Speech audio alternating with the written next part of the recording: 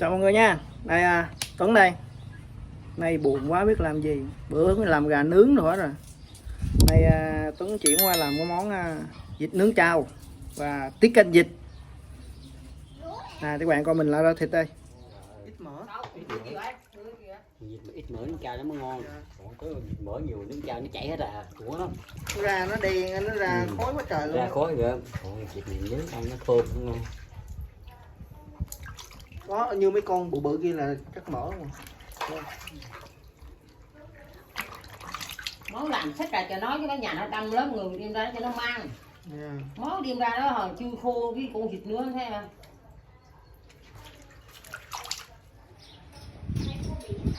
Học. Cô cầm nó ăn cái gì? Gì? Cô cầm nó ăn cái gì? Cô đồng thì nó ăn rồi đồng cái gì uống rồi đó. Bọn mình không có luôn.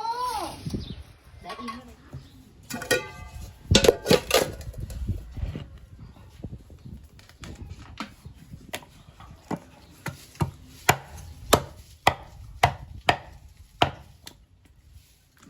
Vịt nướng trao thì mình chặt miếng lớn lớn tí. Khi mình nướng chín rồi đâu mình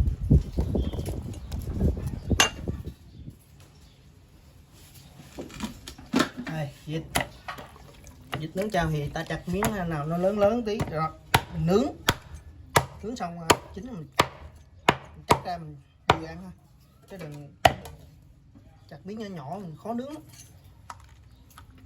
Cánh thì mình để viên cánh, thịt mình để viên thịt.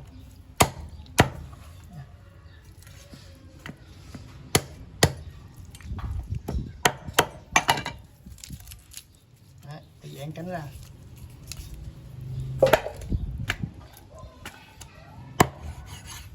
Này tí nữa mình lấy dao bén á, mình khứa hoặc là mình lấy đồ mình xăm cho nó thấm gia vị và nhanh chín.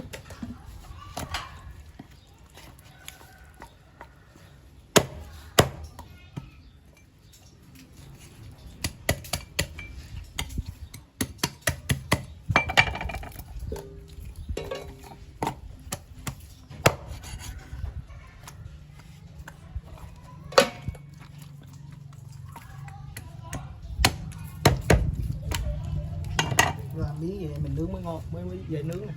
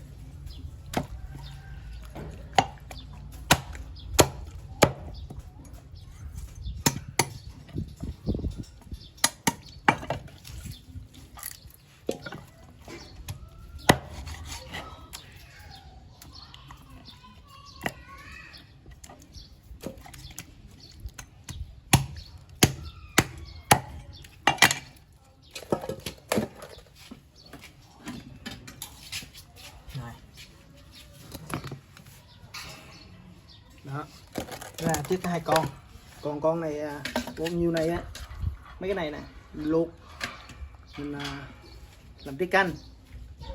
Bây giờ mình chuẩn bị gia vị đây. Này, gia vị ta gồm có những gì? Muối, tỷ lệ muối rất ít nha, tại vì sợ chao nó mặn. Bột ngọt thì lượng bột ngọt nhiều hơn tí.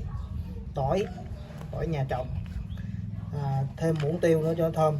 Vịt nướng trao á phải nên là có trao. Chao này là chao bông mai. Thôi bây giờ vô xay gia vị này. Trước khi ta bỏ gia vị á, ta dùng những cái cây tăm thần thánh nè, xăm đi, xăm lên miếng bề ngoài của con vịt á, cho lúc mình ướp gia vị á nó thấm ngọt luôn. Đúng rồi.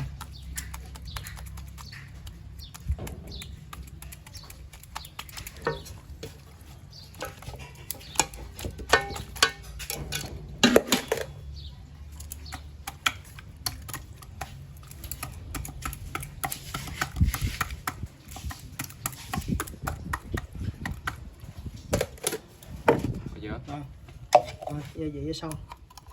Bỏ gia vị vào.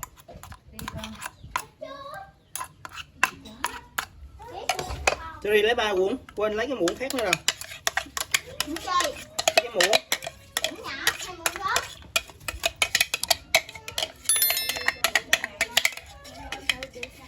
Rồi để đó.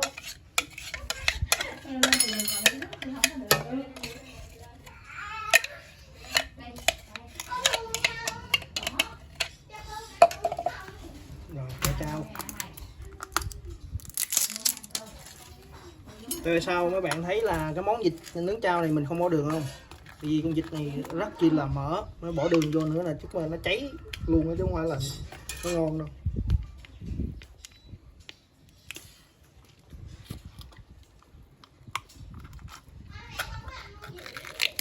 Trao thì mình nhắm chừng cái lượng của nó thôi, nhắm chừng lượng của lượng vịt của mình thôi. Mình vớt một tí nước rồi, chắc có thể đủ rồi đó. Rồi vào đây, đây dùng này mình muốn trộn phải dùng bao tay.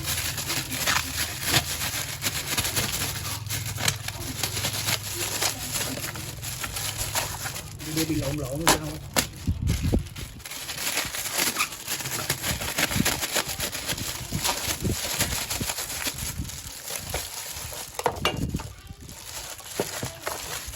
Trộn đều lên.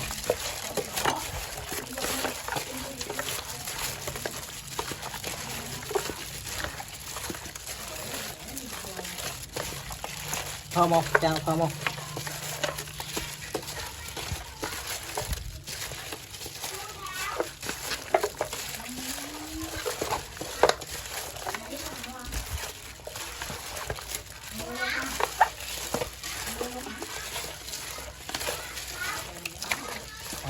Bóp miếng thịt để giò tí nó thấm đều miếng thịt luôn. Rồi coi như là mình ướp mình chuẩn bị xong rồi, mình ướp trong vòng nửa tiếng đây cho nó thấm đều trong miếng thịt á. Thì cái điểm đây nè, cái điểm cái đùi nó ít thấm á, cho nó để lâu lâu vậy thấm mới ngon. Rồi trong quá trình này là mình đi nấu nước sôi, mình luộc mấy cái này để mình làm tiết canh nha.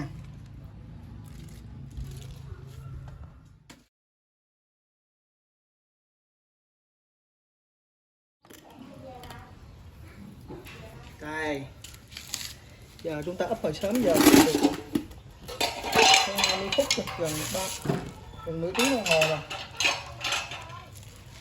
chắc nó con chín. Đấy, ta ấp sớm giờ cũng 3 phút rồi, bỏ thịt ta nướng đi, bị ngọn lửa hơn, không bị căng, không bị nóng á.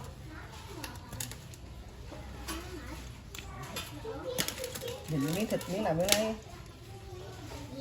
đã quá.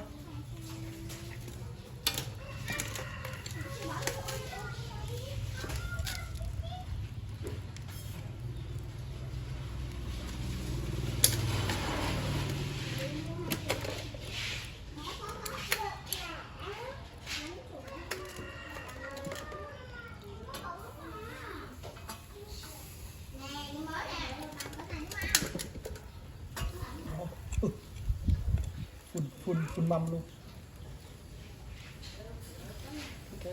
kéo giãn đội hình ra.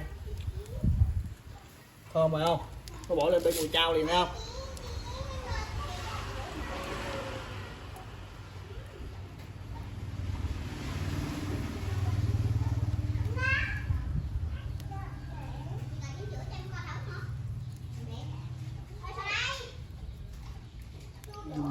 miếng thịt vịt nó hồng hồng đã không?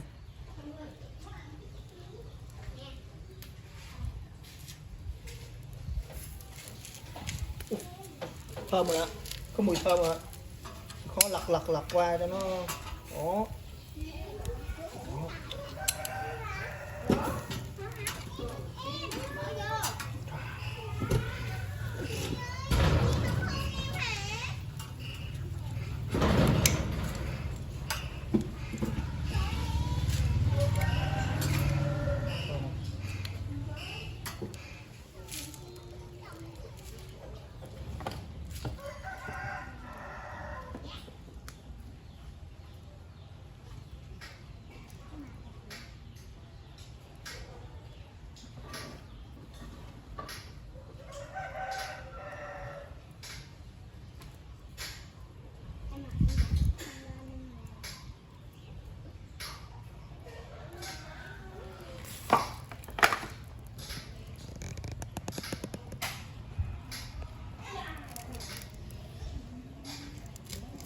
Giữa than nhìn nó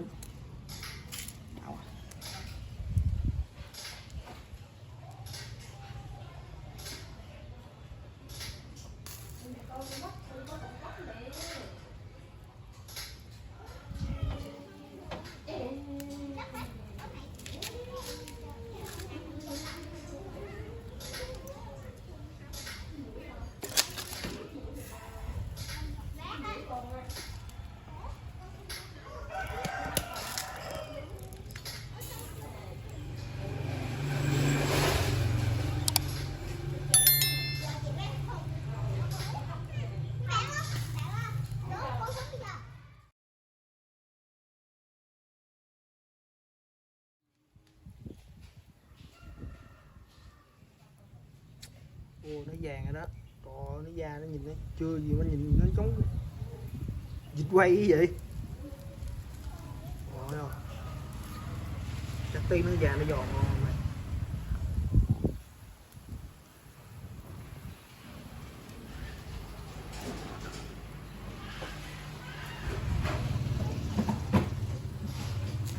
Đang quay phim mà cái điện thoại nó để sát lò lửa quá, điện thoại nó báo là nhiệt độ tăng quá cao, đứng luôn cái điện thoại luôn, gần lò lửa quá.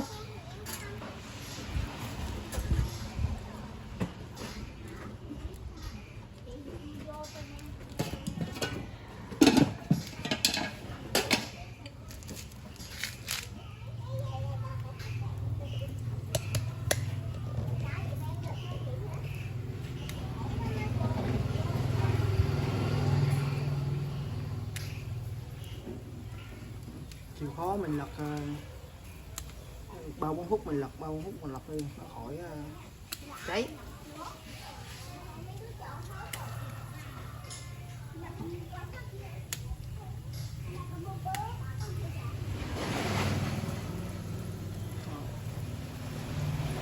Gần chín rồi đó, đây mặt trong của con vịt nè. Đấy. Nướng thịt nó còn đỏ hồng hồng đã không?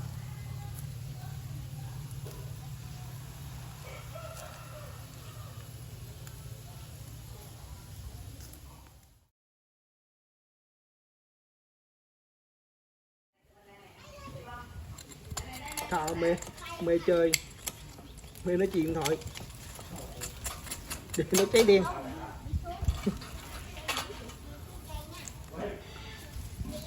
Bộ cánh nè, bộ cánh giống càng cua Alaska quá.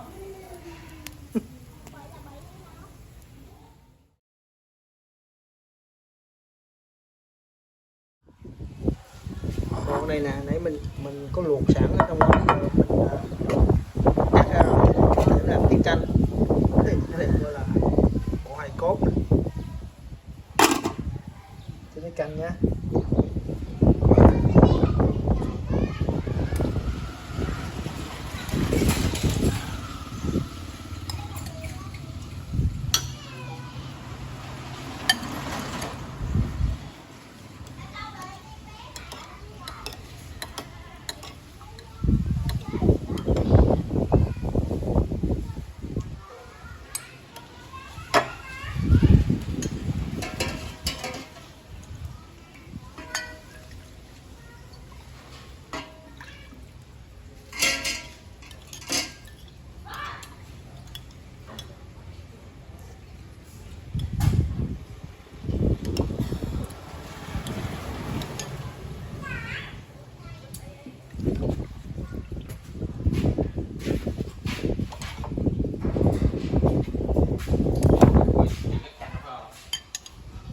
Rửa vô rửa cái rau với lại lấy chanh nó đây.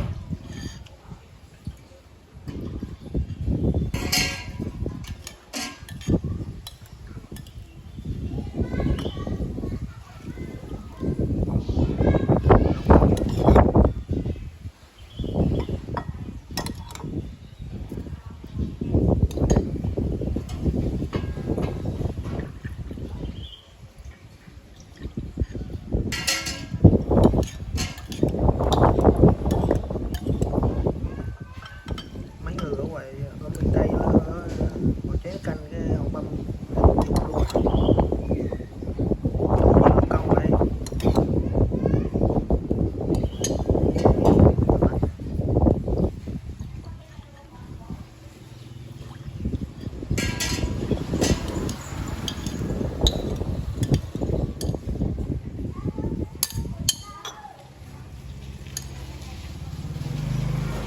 Đổ cho con Linh chén nữa không à?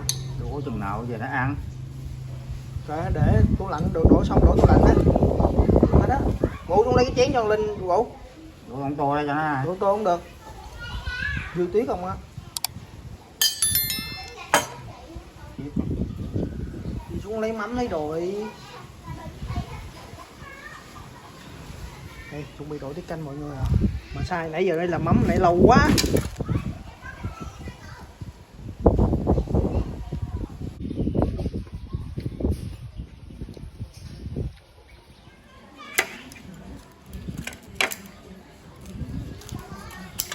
Nó bị khô nướng.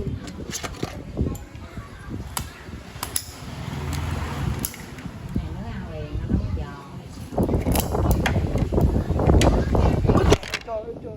Trời ơi. Nha, xong rồi đó. Đậu phộng nè. Nước chấm nè. Ế nè. Để tiết canh.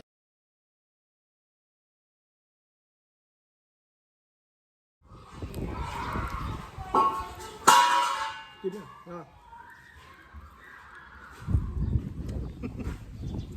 Rồi. Ăn nháp thôi, tí nữa ăn thiệt.